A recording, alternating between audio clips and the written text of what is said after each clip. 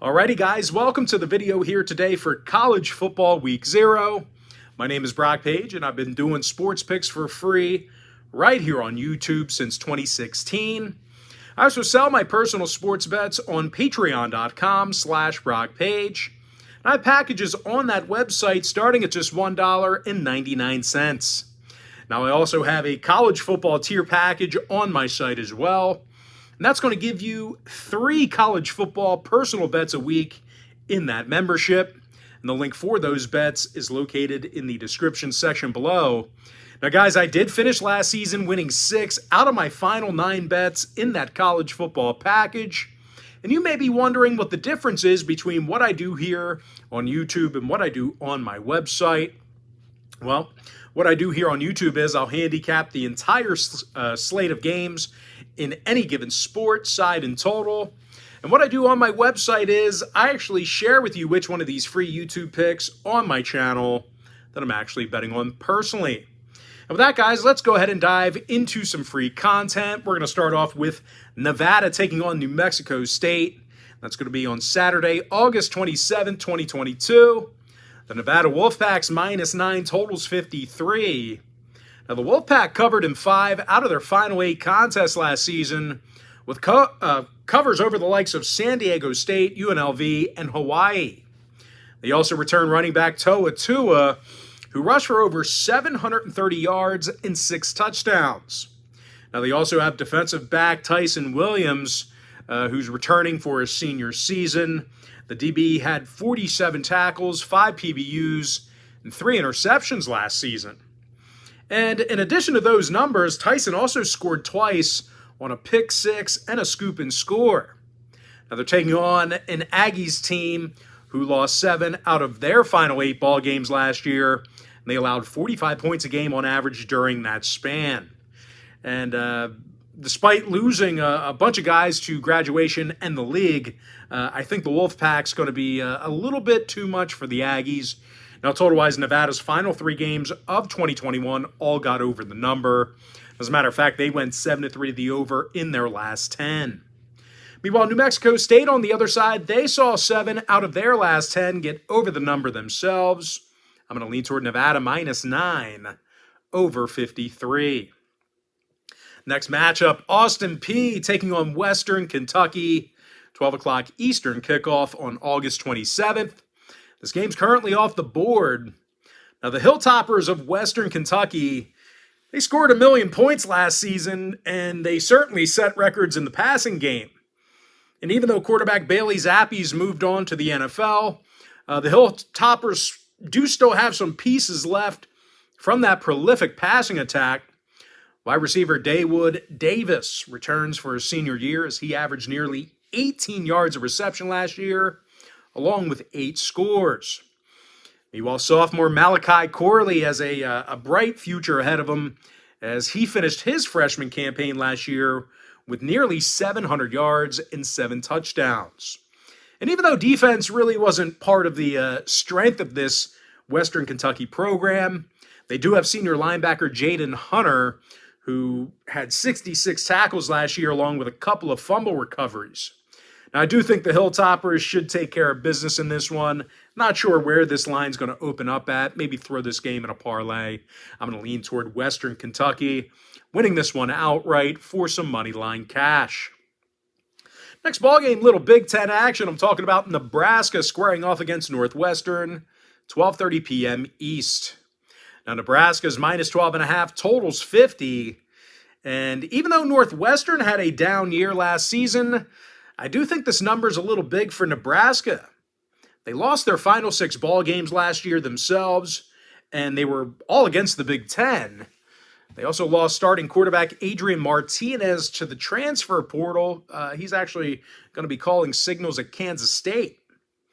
And when it comes to offensive struggles, the Cornhuskers did not have a 1,000-yard receiver last year, and their best returning pass catcher only had 380 total yards.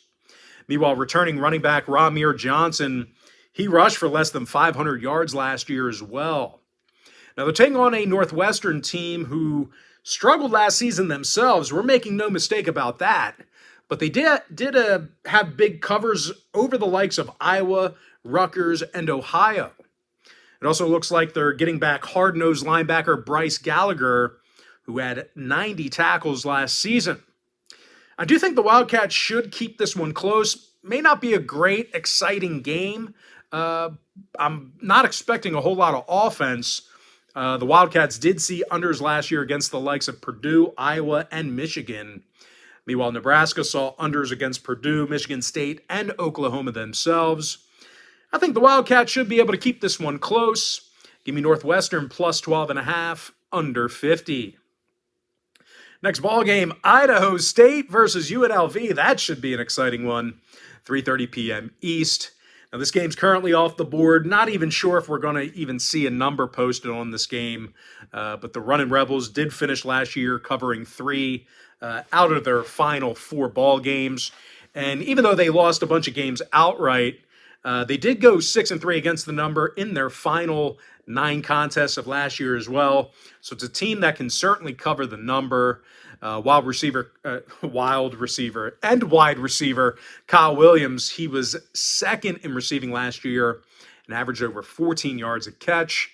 Meanwhile, defensively, interception leader Rocky Johnson, he comes back for his junior year, and he certainly provides some solid experience for the secondary. Now, they're taking on an Idaho State team on the other side of things who lost all but 1 game last season, and they averaged just 16 points a game. Now, they suffered bad losses to the likes of Cal Poly, Weber State, Sacramento State, and Northern Arizona, just to name a few. And if you haven't heard of those schools, I really can't fault you, can't blame you there. So I know that the Rebels threw a game a few years back against Howard University. Obviously, that's not confirmed, but they obviously threw the game and lost outright on purpose. I don't think they can pull off that kind of shenanigans against this team. They will certainly be investigated if they do. They're not going to throw this one. I'm going to lean toward the Runnin' Rebels winning that game outright. All right, next matchup, it is going to be UConn versus Utah State, 4 p.m. East. Utah State's minus 27.5, total 60. Now, the Aggies are getting back solid quarterback Logan Bonner. He threw for over 3,600 yards last season and 36 touchdowns. He also gets back wide receiver Justin McGriff, who averaged just about a dozen yards of reception and had 6 touchdowns last year. Now, you may see the Aggies run a little bit more as well.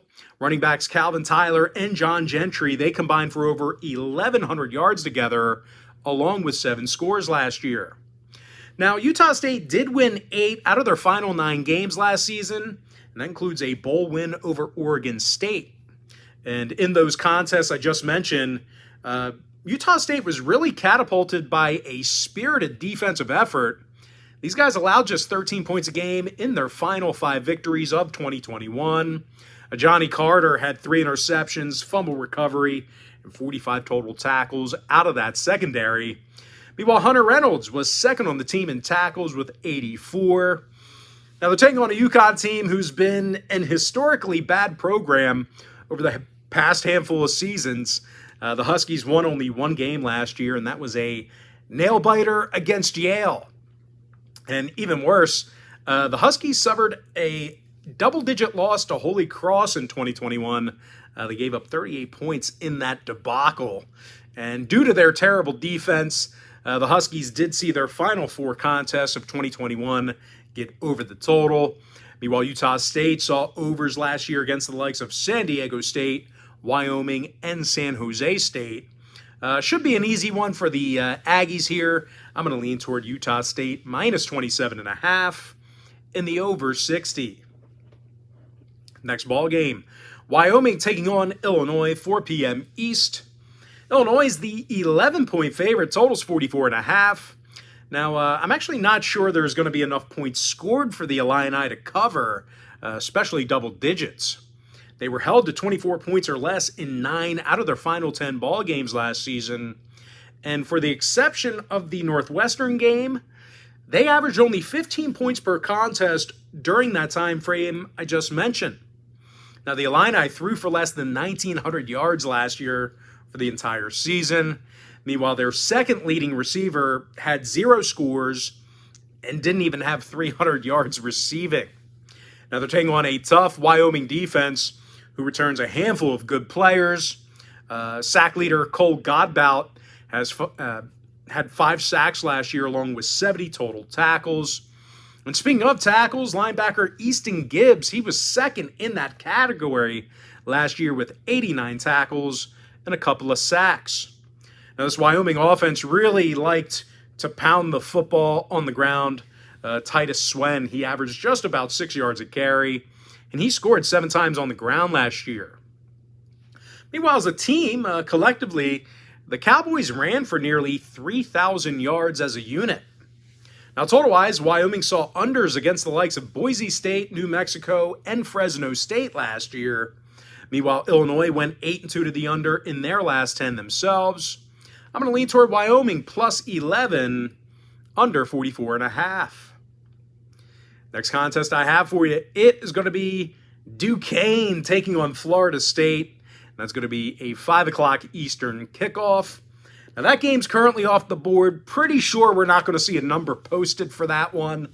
Definitely going to have to keep an eye on that by kickoff. And I'll tell you this much. If there is a number posted, really doesn't matter what that number opens up at. We're probably going to lay the points. The Noles covered in their final 3 games last year, and they actually went 5-2 against the number in their last 7. And when it comes to running the football, I think we'll see a lot of Trayshawn Ward. He averaged over 6 yards a carry last year and had over 500 yards as a role player. And of course, defensively, these guys have a lot of speed and talent, as they normally do. Interception leader Jamie Robinson, he comes back for his junior season. He had 4 picks, 84 tackles, and a couple of forced fumbles last year. Meanwhile, DJ Lundy had 69 tackles from that linebacker spot. And like I said, guys, even if they put up a number for this game, as large as it may be, it should end up being a massacre. Wouldn't be surprised if you actually didn't know Duquesne had a football team. But anyway, I'm going to lean toward the Seminoles covering the number in this one, whatever that opens up at.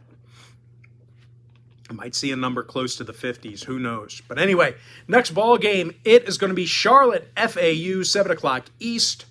Florida Atlantic's minus 7.5, totals 58. Now, the Owls whooped up on Charlotte last year, and they held the 49ers to just 9 total points. Interception leader Taja Young is returning to this FAU secondary.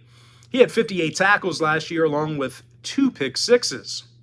When it comes to offensive production, N'Kosi Perry returns for his senior year at the helm for the Owls. He threw for over 2,700 yards along with 20 touchdowns. Not a lot of mistakes for him either. He only threw 7 picks. Now, you may see Perry handing it off a lot to his running back, Johnny Ford. He rushed for over 800 yards last year and averaged nearly 6.5 yards a carry. Now, they're taking on a Charlotte defense last year who gave up a whole lot of points. These guys allowed 24 points or more in each of their last 9 ball games of 2021. And as a matter of fact, during that span, they gave up 39 points a game on average. And in addition to losing 7 out of their final 10 ball games, the 49ers covered the number only 3 times during that stretch. Now, total-wise, Charlotte went 4-0 to the over in their last 4 straight. Meanwhile, Florida Atlantic saw overs last season against the likes of Western Kentucky, UTEP, and Florida International. I'm going to lean toward FAU minus 7.5, over 58. All right, next ball game, it is going to be Florida A&M taking on North Carolina, 8:15 Eastern start time. Now, this game's currently off the board. Another one of those games, may not see a number posted, but out of all the games, I think this one would be most likely to have a number for the game, at least by kickoff. The Tar Heels did lose a handful of games down the home stretch last year, but it certainly was not for a lack of offense. UNC averaged nearly 35 points a game in their final 9 contests. They also get back top receiver Josh Downs, who caught 101 balls for 1,335 yards. Meanwhile, Antoine Green, he was right behind him as the second leading receiver on the team The 6'2 senior averaged just about 20 yards a catch during his junior season. And if the Tar Heels want to get better on defense, it certainly helps getting back their top defensive back in Cameron Kelly. He had 4 interceptions last year, along with 68 tackles. UNC also has leading tackler Cedric Gray back for his junior year. Ced had 99 tackles, 2.5 sacks, and a couple of INTs from that linebacker spot in 2021. Now they're taking on a Florida A&M team who lost to the likes of Southeast Louisiana, South Florida, and Jackson State last season. And in those losses, the Rattlers were held to less than 17 points a game. So I'm going to lean toward the Tar Heels covering the number if that number does close out at a reasonable point spread. All right, next ball game, North Texas, UTEP, 9 o'clock East. North Texas is the 1.5-point favorite. Total's 55 and a hook. Now, the Mean Green ended the season winning 5 straight last year, throwing out the bowl game. They handled the likes of Texas San Antonio, Florida Atlantic, and UTEP during that span. I'll tell you what, Texas San Antonio, they were absolute covering machines, one of the best covering teams in all of college football. Now, matter of fact, during that 5-game winning streak I just mentioned, the North Texas Mean Green, they averaged over 36 points a game on offense. And when it comes to covering the number, North Texas was equally as good. These guys went 8-2 against the spread in their last 10. Ikaika Ragsdale, Io Adeyi, and Isaiah Johnson, they all combined for over 1,300 yards in the backfield on the ground, along with 16 scores. And when it comes to defensive play, it was K.D. Davis who was the clear-cut leader on that side of the ball. The linebacker had 120 tackles and 4.5 sacks. Now they're taking on a UTEP squad on the other side of things who really fizzled out in the second half of the season last year. The Miners lost 5 out of their final 6 ball games, and they allowed over 32 points a game in those contests. Now when it comes to the total, UTEP did see their last 3 ball games get over the number, 5-1 to the over in their final 6. Meanwhile, North Texas saw overs against the likes of Texas San Antonio, Southern Miss, and Liberty University. I'm going to lean toward North Texas minus 1.5, and the over 55 and a hook. And with that, guys, we're going to jump into our next and final matchup for Week 0. It is going to be Vanderbilt taking on Hawaii, 10:30 p.m. East. Now, Vandy's minus 7 on the road, totals 55. Now, I realize Vandy's in the SEC and everything, but as I indicated last year in a lot of videos, Hawaii is a very tough place to play. Very tough to focus, for the opponents when there's palm trees and sand. A lot of stuff to do that can keep you distracted. And I'll tell you this much, probably 90% of the coaching staff and just the staff members for the program probably have never been there. So it's an experience for them. Everybody's equally as distracted. Now, Vandy also had one of the worst offensive units in college football last year. Not only did they lose 9 out of their last 10, they averaged only 16 points a game during that span. Now, leading rusher Rocco Griffin, he averaged only 3.6 yards a carry last year. As a matter of fact, the Commodores as a team rushed for less than 1,500 yards for the entire season. Now, they're taking on a scrappy Hawaii team who won their final 2 conference games last season. As a matter of fact, the Rainbow Warriors averaged 41 points a game in their last 5 victories. Calvin Turner had over 1,100 yards combined out of the backfield in a dozen touchdowns. That's receiving and rushing. And when it comes to the total, I'm really not sure if either defense is stout enough to keep this one under. Hawaii saw 4 out of their last 6 ball games get over the total. Meanwhile, Vanderbilt saw overs against Tennessee, Missouri, and Georgia. I'm going to lean toward Hawaii plus 7 and the over 55. And with that, guys, we're going to jump into our quick pick recap for Week 0 in this 2022 season. And as always, guys, our quick pick recaps powered to you by my website at patreon.com/BrockPage, where we finished last year 6-3 in our final 9 college football tier package bets on my website. I like Nevada minus 9 over 53. Give me Western Kentucky winning their game outright for some money line cash. Give me Northwestern plus 12.5 under 50. I like UNLV winning their game outright for some money line cash. I like Utah State minus 27.5 over 60. Wyoming plus 11 under 44 and a hook. Give me Florida State covering the number in that ball game. I like Florida Atlantic minus 7.5 over 58. Give me the UNC Tar Heels covering the number in their ball game as well. I like North Texas minus 1.5 over 55 and a hook. Before I give you my next and final free pick for the video, one final reminder that if you want to see which one of these free picks on this video that I'm actually betting on personally, there's only one way to do that, and that's to sign up for my college football tier membership bets on patreon.com/BrockPage. I'm going to lean toward Hawaii plus 7 and the over 55. And with that, guys, that's going to do it for me. Don't forget to check me out on my website. Now, if you guys do end up getting a membership here today, just keep in mind, you're going to get billed the day you sign up and then the first of every month following that. I always tell folks in every single video, the earlier in the month you sign up, the better. And guys, if you want to get access to every single bet, every single package, every single day, you're going to want to sign up for my board member package. It's an all-inclusive membership. But most importantly, guys, got to thank you for joining me right here on YouTube. Really hope you enjoyed all this great free content, all this great free information. And with that said, guys, happy Monday or Tuesday or Wednesday, whatever day it is you're watching this. Best of luck with your bets. Have a good day. Best of luck to you. And I look forward to seeing you later on today on my website at patreon.com/BrockPage.